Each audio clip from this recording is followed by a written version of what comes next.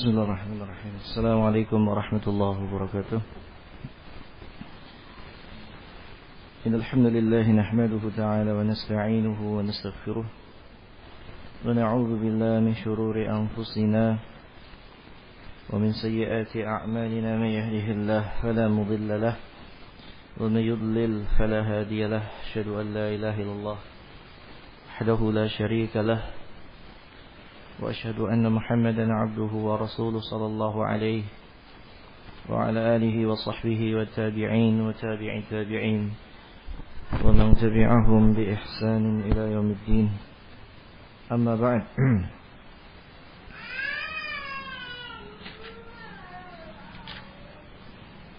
Kita lanjutkan dari pembahasan kitab Tuhfatul Maulud di Ahkamil Maulud.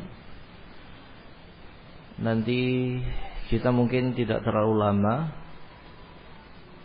Kemudian ada pertanyaan sebentar. Setelah itu nanti 9:30 dilanjutkan dengan kegiatan pengurusan jenazah yang kemarin belum selesai. Jadi kita taklim sebentar, sekitar 20 menit. Setelah itu nanti sesi tanya jawab sampai 9:30 ya. Nanti 9:30 dilanjutkan dengan sesi pengurusan jenazah yang kemarin belum selesai. Ya. Demikian. Qala al-Imam Al-Qayyim rahimahullahu taala, berkata al-Imam Al-Qayyim rahimahullah,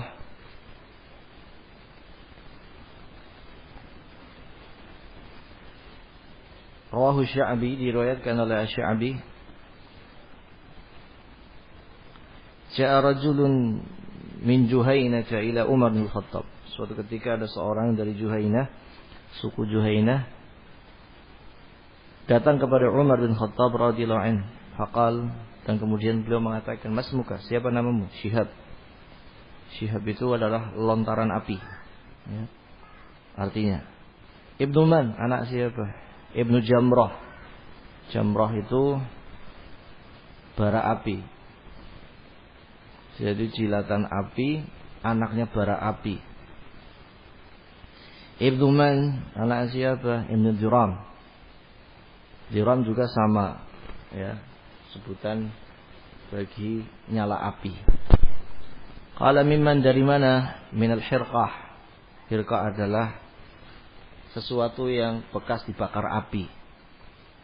Qala aina manziluk, di mana tempat tinggalmu?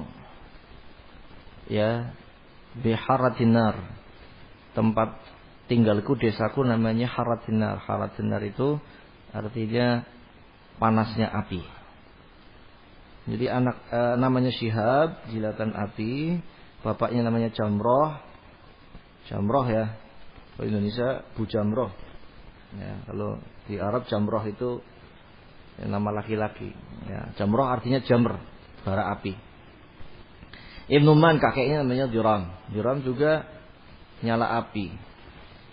Dari suku mana? Suku Hirqah. Hirqah itu adalah bekas bakaran api. Tempatnya tinggalnya di mana? Haratun nar. Panasnya api. Sudah api terus ya kan? Maka Umar bin Khattab mengatakan, "Waihak, celaka kamu. Adrik manzilak ahlak wa manzilak qad ahraqtahum." Celaka engkau.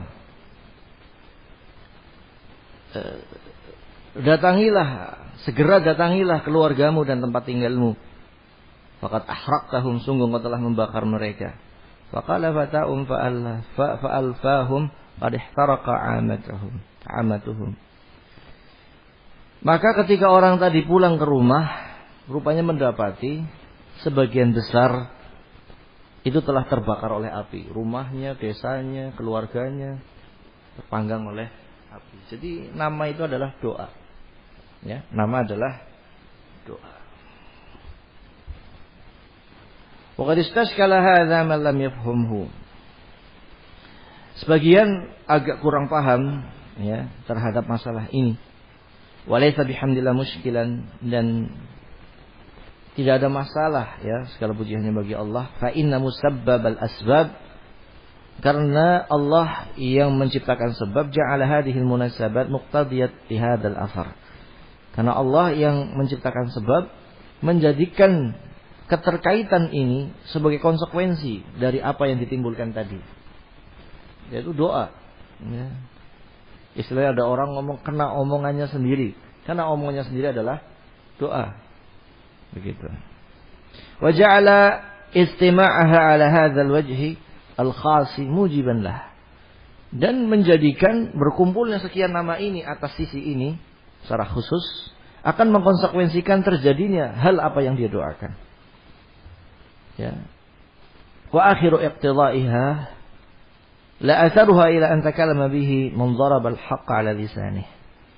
Dan subhanallah, terjadinya ya apa yang menjadi doa nama dia kepada seorang yang berbicara dengan kebenaran, senantiasa berbicara dengan kebenaran, yaitu Umar. Ya, Umar tidaklah pernah berbicara kecuali kebenaran. Jadi beliau itu seperti rajulun mulham, seperti seorang yang dapat ilham. Apa yang beliau ucapkan itu mulham, itu yang terjadi. Wa man kana al-malik yantiqu 'ala lisanihi fahina idzin kamul istima'uha wa tammat farattabaha 'alaiha al-atharu. Dan ketika Allah Subhanahu wa taala sendiri menjadikan sesuatu sesuai dengan apa yang dia ucapkan, sesuai apa yang diucapkan oleh Umar, maka ketika itu sempurnalah ya doa nama tadi yang Syihab bin Jamrah bin Dhiram dari Hirqah, dari tempat Haratun Nar, dan kemudian Umar pun mengatakan farattaba 'alaiha al-athar. Akhirnya terjadilah apa yang terjadi dari doa dia. Ya, namanya doa. La yaratul qadar illa doa. Tidak ada yang bisa menggeser takdir kecuali doa. Takdir tersebut jadi geser oleh Allah Subhanahu wa taala dengan sebab doa seorang manusia. Wa man kana lahu fi hadzal babi ya fikha nafsin intafa'a bi ghayatil intifa'. Barang siapa dalam masalah ini seseorang itu bisa faham secara cerdas, maka dia akan mendapatkan manfaat yang besar dari perkara ini. Fa inal bala muwakkalun bil mantiq. Karena ujian itu akan terikat dengan ucapan. Seorang dapat musibah karena ucapan dia sendiri. Ini penting, hati-hati ya kalau berbicara itu. Karena bala, musibah dari Allah akan diikat dengan ucapan dari seseorang. Sehingga jangan sekali-kali misalkan, kalau saya tidak begini, saya akan mendapatkan azab. Naudzubillah min dzalik.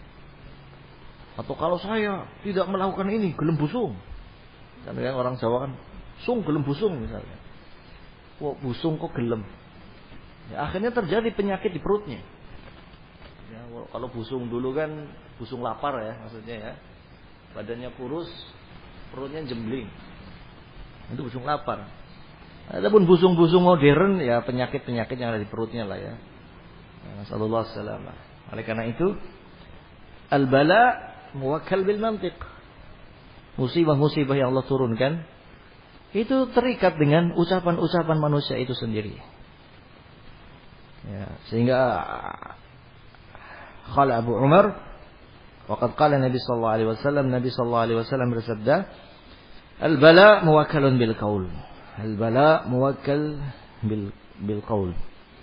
Ya, musibah-musibah itu akan terikat, tergantung dengan ucapan-ucapan manusia. Walaupun kalau dinisbahkan kepada Nabi ini dhaif, tetapi memang demikian secara maknawi. Secara maknawi seorang itu akan terkena sesuai dengan ucapan dia sendiri. Maka hati-hati dalam berbicara. Wa minal bala'il hasil bil qaul, di antara contoh dalam hadis yang sahih riwayat Bukhari, musibah yang terhasilkan dari ucapan, qaulul Syekhil Ba'is alladhi 'adahu an-nabi fara'a 'alaihi huma, yaitu kisah seorang orang sepuh yang sedang sakit dikunjungi oleh Nabi. Fara'a 'alaihi huma, kemudian Nabi sallallahu alaihi wasallam melihat dia sedang demam, sakit demam. Rasulullah mengatakan la ba'sa tahurun insyaallah, tidak mengapa, semoga ini menjadi pensuci atas dosa-dosamu insyaallah. Didoakan. Faqala, maka orang tua tadi mengatakan bal humatahur ala syekhin kabir taziruhul kubur. Bahkan ini adalah demam yang istilahnya akan menghilangkan, ya, tahur itu akan menghilangkan sesuatu, akan membawa pergi sesuatu. Atas orang tua yang renta ini, tuziruhul kubur, yang akan membawanya ke kuburan. Artinya dia putus asa, sakit, ini sakit tua, ya, bentar lagi paling mati, gitu. Dia ngomong sendiri. Faqala Rasulullah, fana'am idzan. Maka Rasulullah mengatakan, iya kalau begitu, sesuai dengan ucapanmu. Tidak lama orang itu mati. Ya, itu doa. Dan doa itu bisa menggeser takdir Allah dengan izin Allah. Allah geser takdir itu dengan ucapan orang tadi. Jadi hati-hati. Kalau kita penyakit, ya penyakitan kemudian kita putus asa, lah begini, itulah yang akan terjadi pada diri Anda. Hati-hati, ya. Maka kalau sakit ucapkanlah ucapan-ucapan yang baik. Ucapan-ucapan, ya, optimisme kepada Allah, tawakal kepada Allah Subhanahu wa ta'ala. Jangan penyakit begini.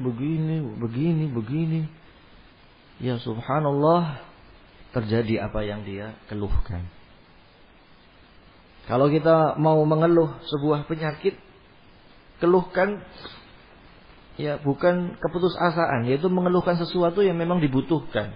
Kepada dokter kita keluhkan, apa yang sakit Pak? Saya sakit ini. Ya, saya sakit ini. Jangan sakit apa? Lah, pan mati dia. Iya udah benar-benar mati nanti, ya. Nggak bakalan sembuh. Iya nggak sembuh nanti. Hati-hati, ya, hati-hati.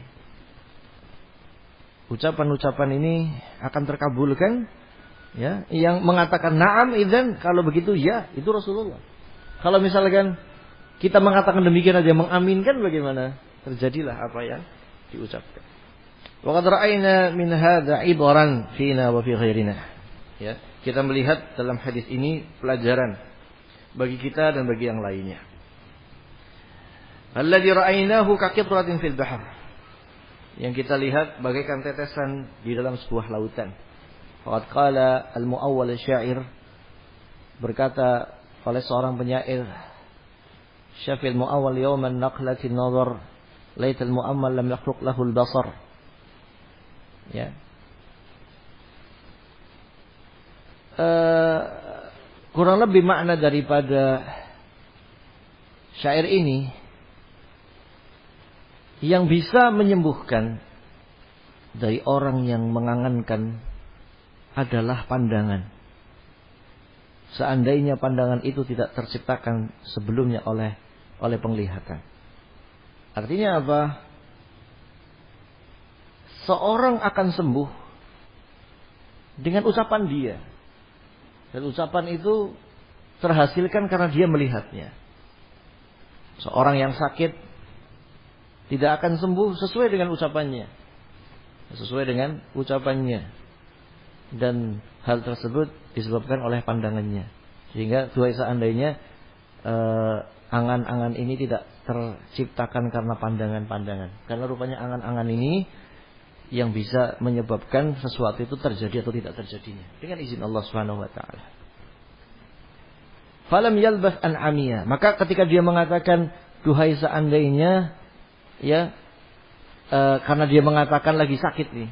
Jadi lagi sakit, laital mu'ammal lam yakhluq lahul basar, seandainya orang yang mengangan ini tidak terciptakan dari pandangan, artinya dia mengangankan, saya mendingan gak usah lihat saja. Gitu ya, gak usah lihat saja. Falam yalbas an amiya, maka senantiasa orang tadi jadi buta. Karena ketika dapat musibah, dia mengangan-angankan seandainya saya tidak lihat saja. Seandainya angan-angan ini tidak terciptakan dari sebuah pandangan. Akhirnya dia tidak bisa memandang sama sekali. Jadi kadang, ya, demikian itu terjadi. Penyakit dari ucapan dia sendiri. Ya. syafil mu'ammal yawman naqlatin nazar laital mu'ammal lam yakhruq lahul basar. Ya. Orang yang berangan-angan untuk sembuh ini ya, adalah ketika dia memandang, ya seandainya pandangan ini tidak terciptakan sebelumnya. Ya. Artinya dia tidak menginginkan memandang, punya penglihatan. Akhirnya demikianlah dia tidak memiliki penglihatan sama sekali.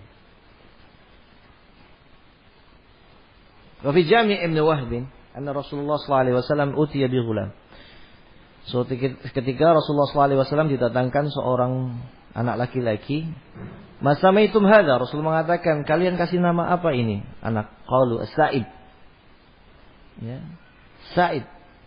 Ya, yaitu terbelenggu atau terpenjara. Tertahan gitu ya. La tasummuhu Sa'ib, jangan dinamakan Sa'ib. Lakin Abdullah, anda dikasih nama saja Abdullah. Qala fa ghalabu ala ismihi, tapi mereka lebih senang dengan nama Sa'ib jadi. Falam yamut hatta dhahaba aqluh. Nah, rupanya Sa'ib di sini terpenjara akalnya ya, sehingga tidaklah dia mati sampai, mohon maaf, dhahaba aqluh, akalnya hilang. Jadi terpenjara akalnya, jadi mohon maaf majnun, gila. Ya. Misalkan menamakan karena senang dengan novel Laila wal Majnun, akhirnya punya nama laki-laki dinamakan Majnun. Majnun artinya apa? Gila, gila beneran. Gitu ya, gila beneran. Jadi hati-hati, ya. Demikian kita misalkan, mohon maaf ibu-ibu senang dengan tokoh di sinetron. Misalkan namanya apa ya? Ya nama sinetron lah. Kalau tak sebut barangkali ada yang namanya sama nggak enak. Ya namanya Fulan wis lah, Fulan, tapi nama sinetron. Ya jangan-jangan tidaklah dia mati kecuali mengalami seperti kisah atau seperti sifat yang dimiliki oleh pesinetron tadi. Jangan seperti itu. Kan nggak bagus ya. Nggak bagus. Na'udzubillah min dzalik. Di Sa'id di sini ya, dari Sabah itu bisa terpenjara, terkungkung, terbelenggu dan termasuk tertahan pikirannya, yaitu apa? Zahaba aqluh, hilang akalnya. Fahifdzul mantiq wa takhayyurul asma min taufiqillah lil 'abdi. Maka menjaga lisan dan memilih nama merupakan taufik dari Allah bagi seorang hamba. Waqad amara Nabi sallallahu alaihi wasallam min at-tamanni ay yuhsina umniyatahu. Rasulullah sallallahu alaihi wasallam memerintahkan kepada orang yang punya angan-angan cita-cita untuk memperbagus cita-citanya, angan-angannya. Inna ahadakum la yadri ma yuktabu lahu min umniyatihi. Sesungguhnya kata Rasulullah, seorang di antara kalian tidak tahu mana yang akan ditulis dari angan-angan dan cita-citanya. Kalau kita mau bercita-cita, cita-citalah yang baik. Kalau kita mau berangan-angan, angan-anganlah yang baik. Dan kalau ada angan-angan yang buruk, tepis langsung. Jangan-jangan itulah nanti yang akan terjadi. Ya, karena akan ditulis. Kita nggak tahu mana yang angan-angan kita yang akan tertulis. Ma yuqdaru lahu minha, apa yang ditakdirkan darinya. Wa takunu umniyatu sabab husuli ma tamannahu aw ba'dha. Terkadang angan-angan itulah yang Allah jadikan sebagai sebab terhasilkan apa yang dia angan-angankan atau sebagiannya. Yang namanya cita-cita itu kan terkadang terwujud, terkadang tidak terwujud, kan begitu. Seorang pengen cita-cita ya menjadi sesuatu. Maka terkadang Allah wujudkan secara penuhnya, atau terkadang Allah akan berikan yang serupa dengan itu. Ya, ini penting angan-angan. Terkadang Allah berikan yang terbaik ya bagi dia, atau terkadang Allah berikan yang menurut orang tadi kurang baik. Tapi tentunya hikmah Allah itu sangat tinggi. Ya, ra'aita akhbar katsir minal mutamannin asabathum amaniyahum aw ba'daha. Betapa banyak ya orang-orang yang punya cita-cita kemudian mendapatkan cita-citanya atau sebagiannya. Atau seolah-olah tidak terlaksana tapi Allah gantikan yang serupa dengannya.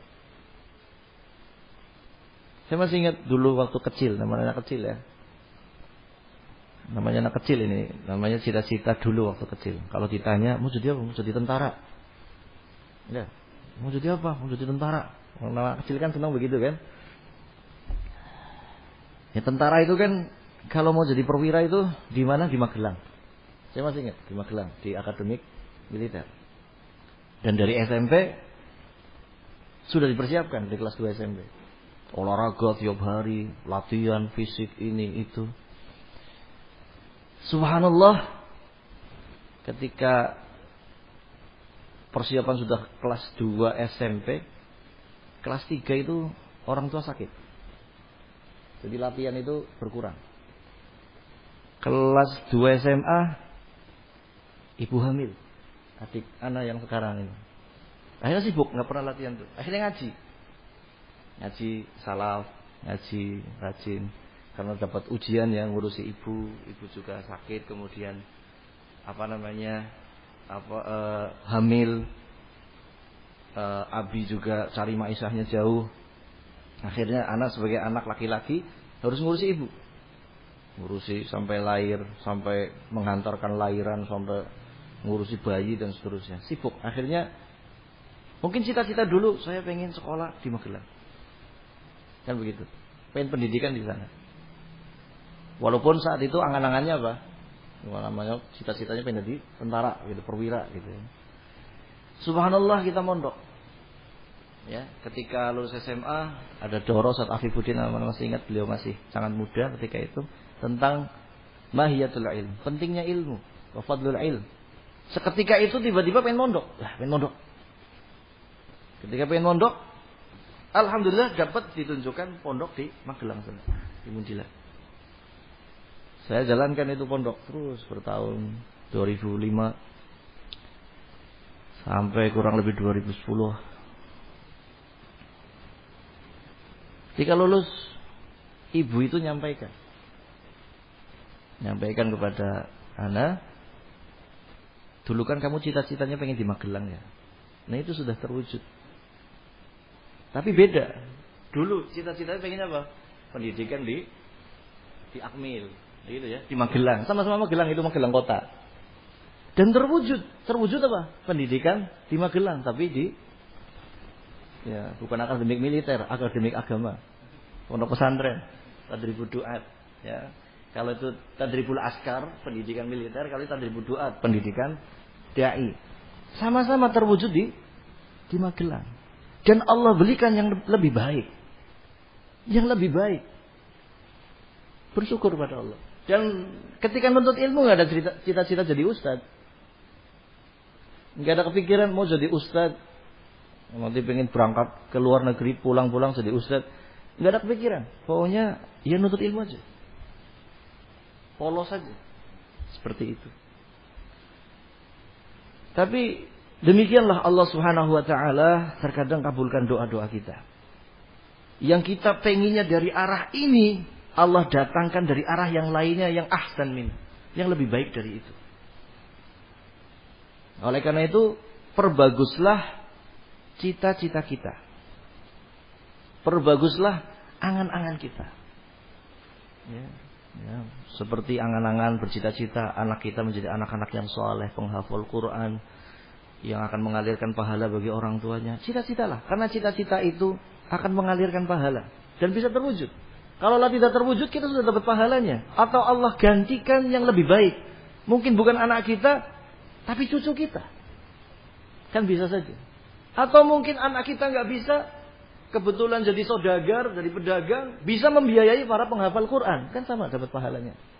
Jadi terkadang perbaguslah cita-cita kita. Allah akan wujudkan cita-cita kita dari arah yang tidak terduga. Ya, banyak kisah-kisah yang serupa seperti ini dari kalangan para ulama. Ya, ada dulu seorang ulama yang cita-cita nuntut ilmu, ingin mendapatkan Jadi kalau dulu pengen mendapatkan istilahnya wanita, maka dia jadi seorang ulama. Nanti banyak yang nawarin dia wanita, istri, gitu ya. Suatu ketika ulama ini waktu belum jadi ulama masih muda, ya.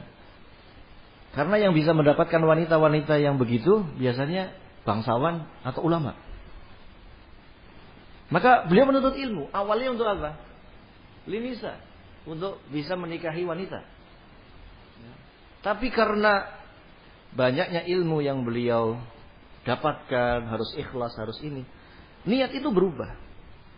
Yang awalnya karena nisa, karena wanita, akhirnya jadi ikhlas karena Allah Subhanahu wa taala. Ketika tahu pentingnya ilmu, kok terlalu rendah ilmu untuk wanita? Ilmu karena Allah.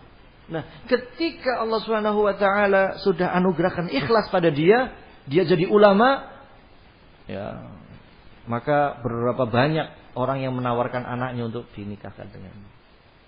Kan begitu ya? Awal itu cita-citanya kan pengen mendapatkan istri. Dia nuntut ilmu. Akhirnya berubah jadi ikhlas karena Allah. Ketika dia sudah ikhlas jadi ulama, ya, banyak yang menawarkan anaknya kepadanya. Itulah ya takdir-takdir Allah yang kadang Allah wujudkan dengan sebab cita-cita kita, angan-angan kita. Kalau angan-angan kita baik, angankanlah dan jagalah. Kalau tidak baik, hapuskanlah. Ya. Dan terkadang yang namanya terwujudkannya doa sebagaimana dalam hadis, Allah akan segerakan persis apa yang kita minta, atau Allah akan akhirkan pahalanya nanti di surga, atau Allah akan palingkan kejelekan yang semisal dengan kebaikan tadi. Ya. Maka kata Abu Bakar Siddiq, yatamassalu bihadzal bait, ihdar lisanak ay yaqula fatubtala innal balaa muwakkalun bil mantiqi. Hati-hatilah engkau terhadap lisanmu.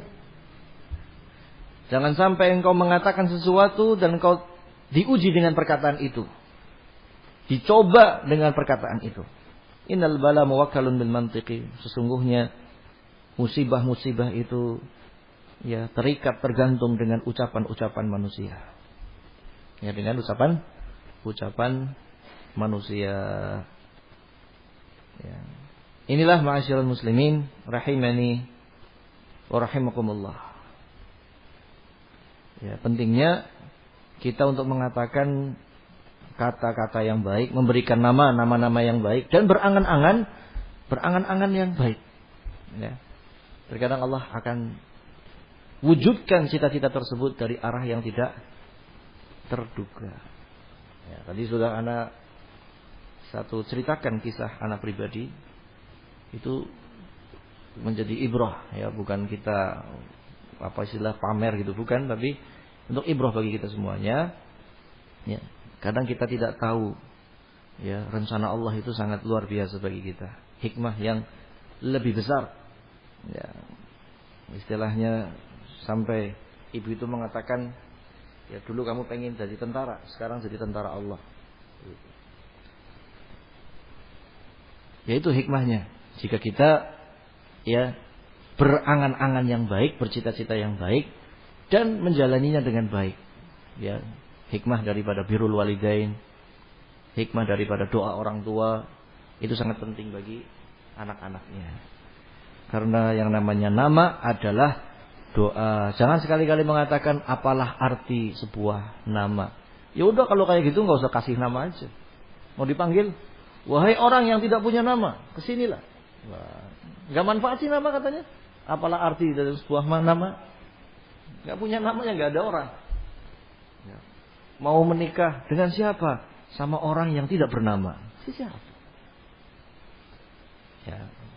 Maka apalah arti sebuah nama? Artinya besar sekali. Nyatanya kalau nama kita dihina, kita marah. Menunjukkan apa? Mulianya nama tersebut. Ya. Maka berilah nama-nama yang baik, nama-nama yang mulia, tetapi tidak berlebihan. Jadi Islam itu memberikan nama yang baik, tapi tidak tazkiyatun nafs, tidak mensucikan diri. Ya, tapi jangan kasih nama-nama yang jelek. Tadi sudah disampaikan tadi tentang apa nama? Syihab bin Jamrah bin Jiram dari suku Hirqah dari tempat namanya Harratun Nar. Namanya jilatan api dari bara api bin api yang menyala-nyala dari suku yang telah terbakar, ya, rumahnya di kota yang namanya api yang sangat panas. Akhirnya terbakar itu semua rumah dan kampungnya. Ya, kemudian tadi ada juga yang dikasih nama Sa'ib. Sa'ib itu artinya terbelenggu, terkungkung, terbelakang, apalagi tadi. Nah, di mana itu biasanya istilah untuk orang yang hilang akalnya. Subhanallah, tidaklah dia mati sampai benar-benar hilang akalnya. Ya, itu terkabul dari umniyahnya, dari angan-angan dan cita-citanya. Silakan kalau ada pertanyaan. Waktunya dikit, 10 menit. Nanti dilanjutkan dengan ummahat praktek pemandian jenazah yang kemarin baru apa? Baru mengkafani kalau nggak salah ya. Atau barangkali yang kemarin belum dapat pelatihan pengkafanan ya, silakan, masih ada kesempatan. Silakan kalau ada pertanyaan. Kemarin banyak sekali pertanyaan tapi nggak bisa dijawab ya. Makanya ini dibuka pertanyaan sebentar saja. Fadhol kalau ada pertanyaan.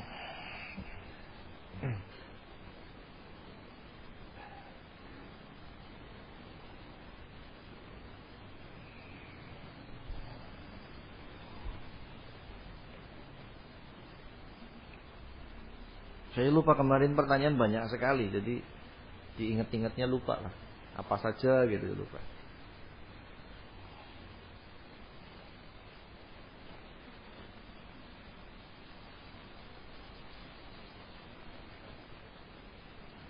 Silahkan kalau ada pertanyaan. Kalau nggak ada ya alhamdulillah.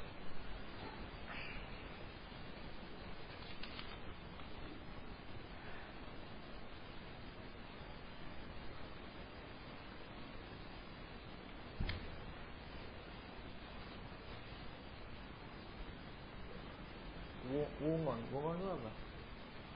Wungon.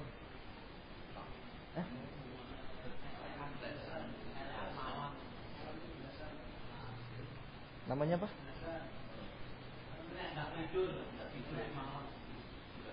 Bukan. Apa kegiatannya? Ya, kegiatannya apa dulu? Makan semalam suntuk masa? Makan semalam suntuk.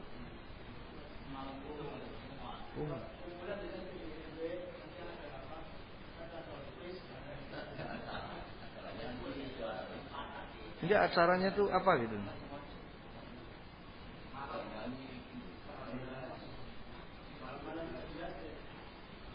Iya, terus acaranya apa di dalamnya?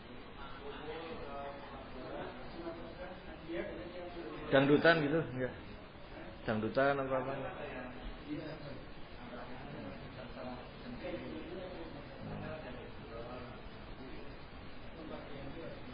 Anak juga baru denger nih istilah begini ya. Anak nggak paham nih.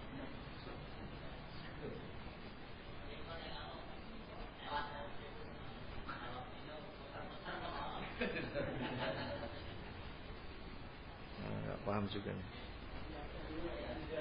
Harus ikut atau gimana? Program pemerintah atau bukan? RT. Ya, program pemerintah atau bukan? Inisiatif gitu. Kalau inisiatif nggak ikut nggak apa-apa. Gimana?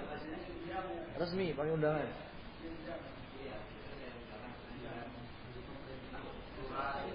Pemerintah. Acaranya apa?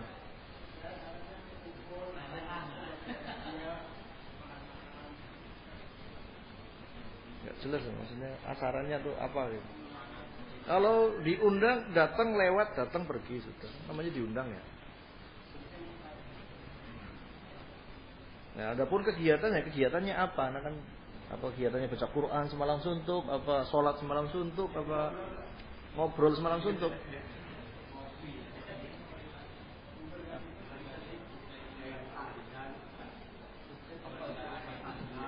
Nah ini tadi kan macam-macam ya. Wallahu alam lah.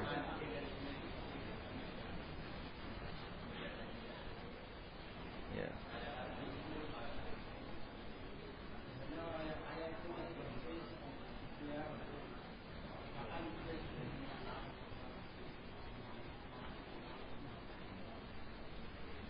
Allah alam, anak kurang paham ini kegiatan di dalamnya apa.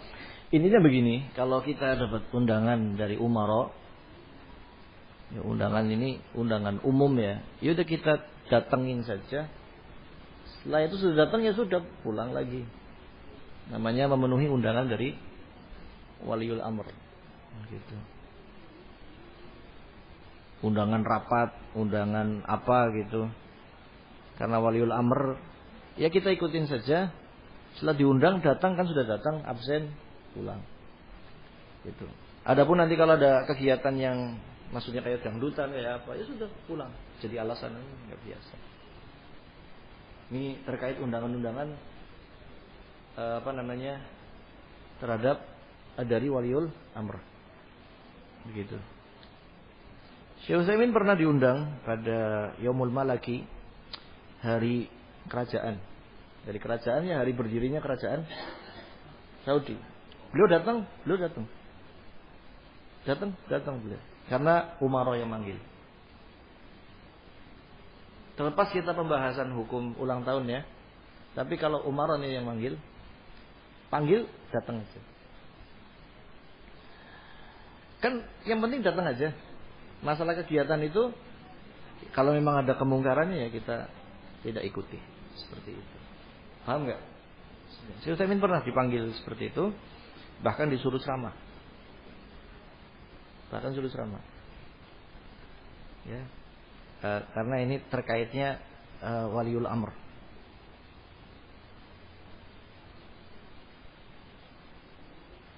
Wallah alam itu yang yang anda pahami. Allah taala alam.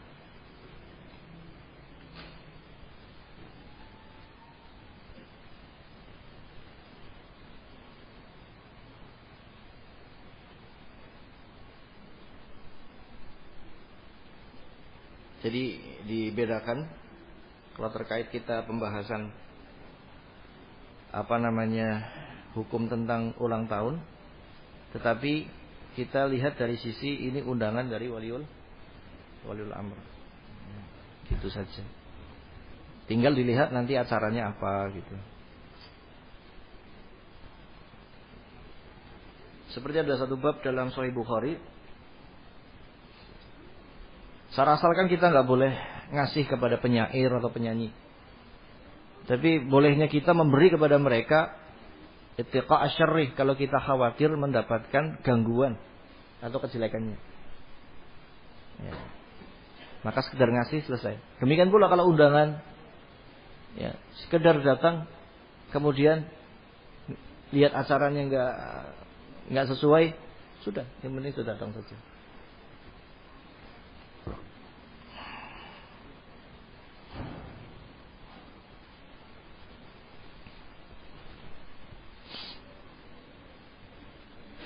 Bagaimana hukum memasarkan menjadi marketing biro umroh yang umum, bukan biro salafi. Biro umroh ya sebenarnya sama saja, yang biro dari salafi juga nginduk ke mana? Nginduk yang umum juga. Sama sebenarnya. Tetapi yang perlu kita perhatikan dalam masalah ini, alangkah lebih baiknya karena itu ibadah, umroh, haji, kita bimbing umat untuk mengikuti manasik atau tata cara ibadah tersebut yang dibimbing oleh asatid kita. Ya, dibimbing oleh asatid kita. Karena nanti akan diajarkan di situ tata cara yang sesuai dengan syariat atau tidak.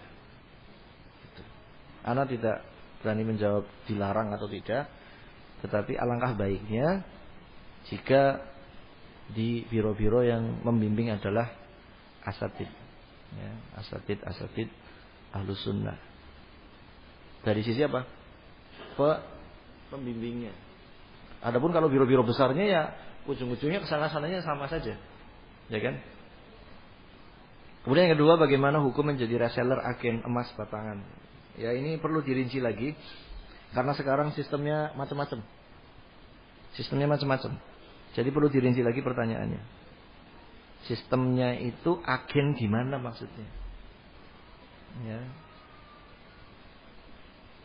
Milik dia atau dia sebagai makelar saja? Jual belinya juga caranya bagaimana? Secara kontan atau tidak? Nah, ini perlu dirinci. Wallahu taala alam.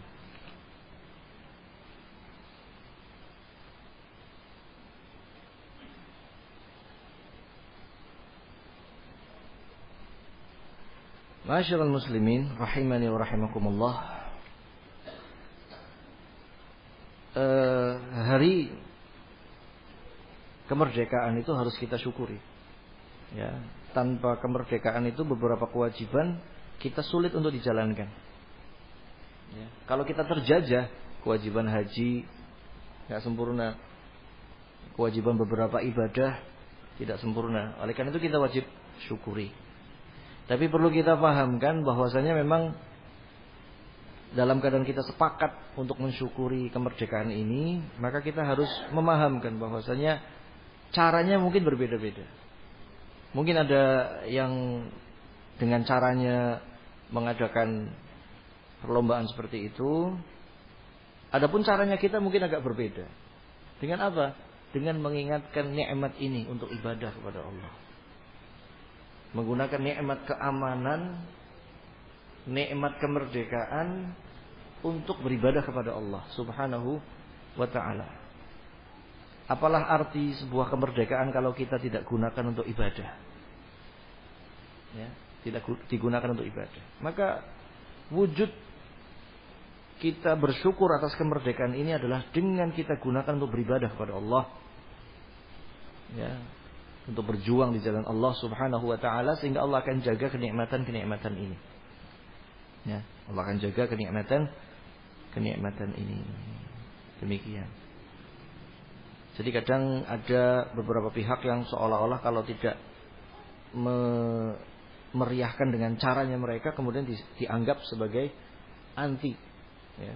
Ini jangan seperti ini. Tolong bisa saling memahami.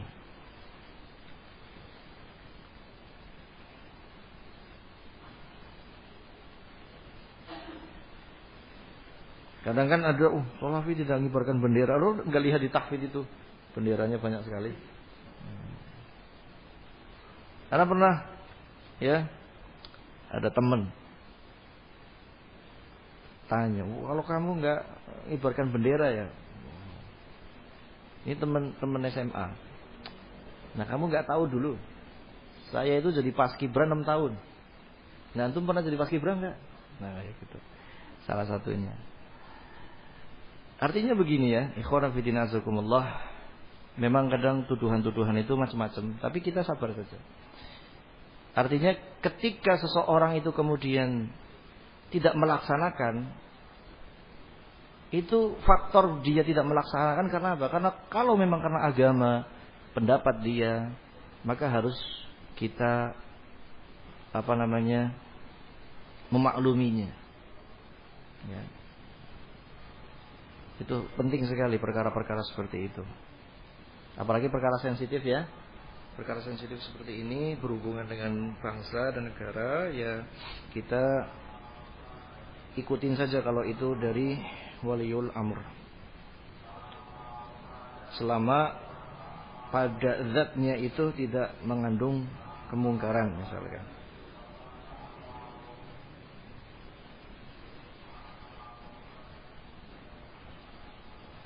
Misalkan dia diminta iuran, yang tanya diminta iuran. Jadi tanya lombanya untuk apa? Kalau lombanya makan kerupuk, ya kasihkan aja. Lombanya makan semangka, yuk kasihkan, belikan semangka sekalian. Lomba balap karung misalkan, ya belikan karungnya apa-apa. Tapi kalau lomba karaoke, mohon maaf ya. Mohon maaf. Lomba joget, ya mohon maaf, kita nggak ikut niur masalah itu. Ya. Seperti itu. Karena ini adalah dari waliul amr. Jadi kita harus bisa menyikapi dengan bijak dan baik. Ya.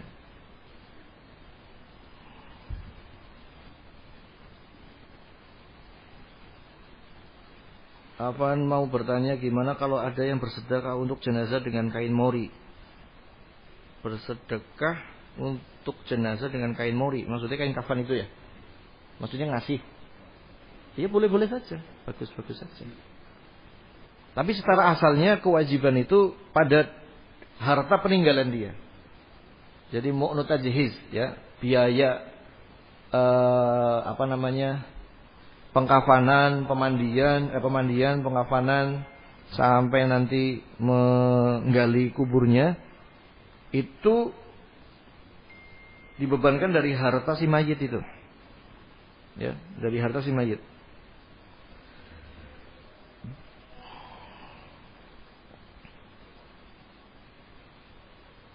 Seorang laki-laki meninggal dunia, meninggalkan seorang istri, seorang ya, 2 orang putri, ayah dan ibu masih sehat. Oh, ayah masih hidup. Dalam keadaan bercerai maksudnya. Seorang kakak perempuan, 3 orang adik perempuan, 3 adik laki-laki memiliki harta gono gini. Dipisahkan dulu gono gininya ya. Gononya mana, gininya mana. Dipisah dulu. Ya, dipisah dulu hartanya, setelah itu dibagi. Ya, dibagi. Ini kalau istri dapat 1/8. Kalau anak dapat 2 ya, berarti 2/3. Ibunya dapat 1/6. Lebihnya bapaknya. Kakak adiknya nggak dapat karena ada ayahnya. Begitu. Adapun dia masih kecil, yaitu kewajiban dari walinya. Siapa yang berhak, bukan berhak, siapa yang wajib, gitu ya. Kalimatnya diganti. Siapa yang wajib menafkahi anak yatim? Ya walinya. Kalau bapaknya nggak ada, ya berarti kakeknya. Kakeknya nggak ada, berarti paman dari pihak sang bapak. Ya. Begitu. Itu yang wajib menafkahi. Adakah amalan-amalan doa yang dilakukan istri sepeninggal suami untuk mendatangkan pahala? Yang pertama dia ihdad ya, ihdad dulu. Berapa? 40 hari, jangan berias, jangan keluar-keluar. Ya.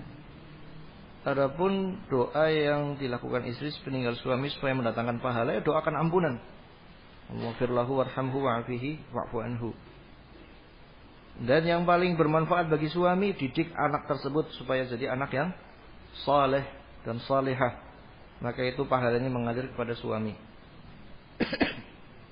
Nah, bila anak pertama mendapat santunan anak yatim, apakah boleh dibagi 2 untuk adiknya? Jadi anak pertama dapat santunan, adiknya nggak dapat. Ini anak yatimnya umum, apa harus tertuju kepada anak pertama dulu? Ya. Tertuju atau tidak? Kalau misalnya ini untuk anak yatim, ya berarti boleh semuanya. Tapi kalau ini untuk anak fulan, berarti hartanya fulan. Adapun 2 adiknya, ini tanggung jawab daripada walinya.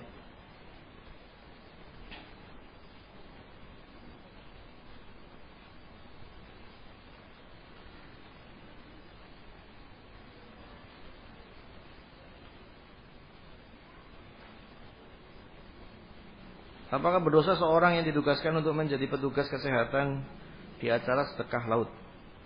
Jangan namakan sedekah ya. Apa? Sesajen laut lah ya. Sesajen laut. Jadi hukumnya jelas. Kalau sedekah, masa sedekah nggak boleh? Kan bingung lagi. Itu persembahan laut atau sesajen laut lah. Niatnya hanya bertugas, bukan mengikuti kegiatan sedekah laut tersebut dan bagaimana solusinya. Kalau dia sebagai petugas kesehatan atau petugas keamanan seperti polisi, tentara yang ditugaskan oleh pemerintah untuk istilahnya melindungi karena ada kerumunan, ya itu dijalankan saja. Tapi kalau untuk ta'awun dalam masalah pelaksanaannya, ritualnya, ya itu nggak boleh. Ya. Tapi terkait ya keamanan, terkait dengan kesehatan, sesuatu yang tidak terkait tentang pelaksanaannya, wallahu taala alam, ya kalau memang ditugaskan oleh pemerintah, ya dijalankan saja. Barangkali ada yang tenggelam ya, barangkali ya ikut tenggelam sama kepala kerbaunya, kan kita nggak tahu ya. Nah, wallahu taala alam. Adapun kalau ikut acaranya, sebenarnya berada di situ aja nggak boleh, karena itu syiar daripada sesajen ya, yang diberikan kepada jin-jin, setan-setan ya, nggak boleh berada di situ. Kecuali pihak-pihak yang memang seperti masalah keamanan, masalah ya, tadi ya, misalkan polisi air ya, mengawasi barangkali ada yang tenggelam begitu ya. Kalau memang bukan karena acaranya, tetapi karena pengamanannya atau keselamatannya, wallahu taala alam, ya tidak mengapa selama pada batas tugasnya saja. Ya. Sama saja kalau ya tenggelam terus manggil ambulan. Ya, manggil ambulan yang nyopir ikhwannya salafi, boleh enggak? Boleh enggak? Ya boleh, karena orang tenggelam, enggak ada urusannya dia tenggelam karena apa. Ya kan? Begitu. Paham ya? Jadi dibeda-bedakan. Sama kayak misalkan menjaga gereja. Siapa Anda kalau Anda polisi ditugaskan cuma jaga di luarnya tok, tapi polisi ya syaratnya, bukan ormas. Ya. Yang berhak itu yang aparat polisi, yang tentara yang memang ditugaskan menjaga keamanan, karena banyak masa lah ya untuk mengamankan. Yaitu kalau dia penguasa, kalau dia tentara, polisi, ya labas nggak masalah. Yang penting nggak ikut misanya, nggak ikut baptisnya. Ya. Dan usahakan jangan masuk ke gerejanya. Gitu. Ya. Tapi kalau dia ormas, apa urusan Anda? Kalau gitu. Itu bukan kewajiban Anda. Apalagi mengatasnamakan inilah toleransi. Itu kebablasan, bukan begitu. Makanya siapa Anda dulu, bertugas atau tidak? Bismillahirrahmanirrahim, Ustaz. Gimana hukumnya kalau setiap sore main bola, selalu tiap sholat maghribnya? Siapa ini, suami apa anak nih? Kalau anak jewer saja. Kalau suami diapain? Jewer nggak bisa. Ya dinasehatin lah ya. Kalau suami nggak malu mas sama anaknya mas. Anaknya disuruh sholat maghrib tepat waktu, jenengannya masih main futsal, main bola. Malu lah sama anak. Ya, gitu. Tentunya Anda sebagai istri lebih tahu kelemahan suami di mana. Nah, intinya nasihatilah dengan baik. Ya. Qul ma indallahi khairum minallahu wa minat tijarah wallahu khairur raziqin. Katakanlah, apa yang di sisi Allah itu lebih baik daripada main-main, permainan-permainan, game-game, dan lebih baik daripada jual beli. Dan Allah Subhanahu wa taala adalah yang sebaik-baiknya Maha Pemberi rezeki. Demikian. Jadi diingatkan dengan cara yang baik. Jadi perkara yang baik itu harus disampaikan dengan cara yang baik. Kadang ada orang diingatkan sholat, dia tahu wallahi orang itu kalau muslim itu dia pasti tahu wajib sholat 5 waktu. Cuma kadang yang ingatkan itu mungkin kurang bagus, akhirnya nolak. Gitu ya. Seperti itu. Afwan, Anda ingin bertanya apakah ada suatu hadis membahas tentang Rasulullah merayakan ulang tahun dengan berpuasa? Merayakan ulang tahun dengan berpuasa. Jadi Rasulullah ketika ditanya puasa Senin Kemis, hari Kamis itu ya yauma wulidtu, hari aku dilahirkan. Ya, hari aku dilahirkan wa yauma ub'atsu bih, dan hari aku nanti dibangkitkan. Dan diutus jadi nabi. Sebagian memahami berarti ilatnya, alasan Rasulullah puasa hari Senin adalah karena itu hari beliau lahir. Ya. Kalau ilatnya cuma itu, maka apa yang harus kita jawab? Kenapa beliau juga puasa hari Kamis? Padahal itu satu hadis. Ya. Itu satu hadis. Di riwayat lain, Senin dan Kamis adalah hari diangkatnya sebuah amalan. Berarti ilah dari sebuah alasan ibadah itu kadang banyak, nggak cuma satu. Terus apakah benar istilahnya karena itu kemudian beliau berpuasa? Nah, ini memang ada perbedaan pendapat di kalangan para ulama. Tapi ulama tidak memahami itu sebagai ulang tahun. Itu memahaminya sebagai wujud syukur. Kemudian kalau itu karena dalam rangka wujud syukur Rasulullah, hari Senin adalah hari kelahiran beliau, kemudian setelah itu beliau berpuasa pada hari Senin. Ada pertanyaan lagi, apakah berarti disyariatkan kita puasa pada hari kita lahir? Misalkan anak dilahirkan hari Jumat. Apakah berarti Jumat anak berpuasa? Disyariatkan tidak. Rupanya sahabat tidak mengamalkan begitu. Nah, ketika kita lihat sahabat nggak ada yang mengamalkan begitu, berarti kita jangan berluas. Yang kedua, ya, mungkin dijadikan dalil kalau memang Rasulullah SAW berpuasa dalam rangka itu hari kelahiran, ini berarti dalil ulang tahun. Ulang tahun. Kalau ini dalil ulang tahunnya jangan ulang tahun, ulang hari. Perayaan ulang hari bukan ulang tahun. Ya. Paham ya? Kalau memang berdalilkan dengan itu ulang tahun, ya jadikan apa? Perayaan ulang hari. Ulang hari 7 hari sekali. Bangkrut nama ya, lama-lama. Ulang hari terus. Selamat ulang hari gitu. Ya. Tetapi ikhwan fillah azakumullah, ketika kita mau beramal, kita berdalilkan, memang harus lihat amalan sahabat itu bagaimana. Sudah diamalkan Rasulullah demikian, diamalkan sahabat atau tidak? Ya. Sebenarnya tentang masalah perayaan ulang tahun itu sangat jelas dibahas oleh para ulama, ya. Minimalnya makruh sampai tingkatan haram. Ya, ada ulama yang berpendapat makruh, ada yang berpendapat haram. Karena memang sepakat nggak ada asal usulnya perayaan seperti itu dalam penentuan syariat. Bisa dipahami ya? Demikian. Dan istilahnya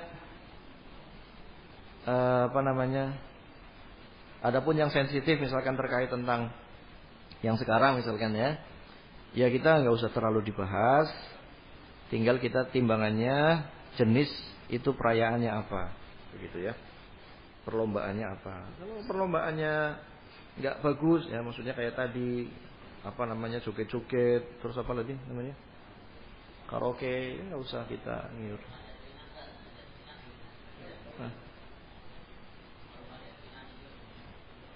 Manjat pinang gimana?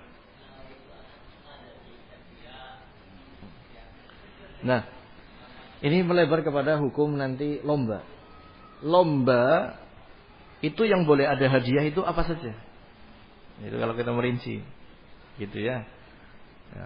Mau lomba yang boleh dapat hadiah itu apa? Yang sepakat para ulama itu seperti lomba kuda. Itu pemenangnya boleh dia dapat hadiah.